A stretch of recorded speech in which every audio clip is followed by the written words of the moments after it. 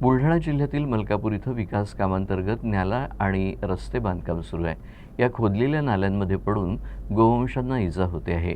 गोवंश रक्षणासाठी योग्य त्या उपाययोजना करण्यासाठी विश्व हिंदू परिषदेनं मलकापूरच्या मुख्य कार्यकारी अधिकाऱ्यांना निवेदन सादर केलं।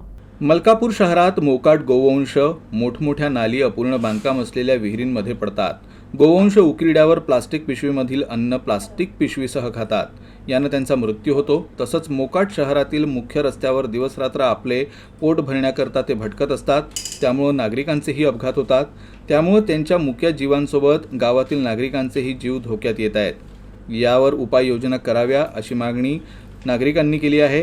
गावातील कोंडवाडा सुरू करावा असं निवेदनही करण्यात आलं आहे।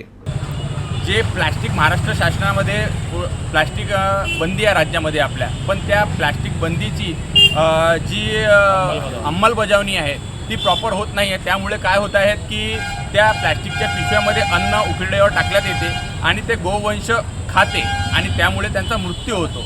तर अशा या प्लास्टिकच्या पिशव्या जे संदर्भात कायदा आहे बंदीचा, त्याची योग्यरित्या अंमलबजावणी करण्यासाठी नगरपालिकेतील जे संबंधित अधिकारी आहेत त्यांनी त्याच्याकडे लक्ष देऊन त्याचं निश्चित त्या कायद्याची अंमलबजावणी करावी।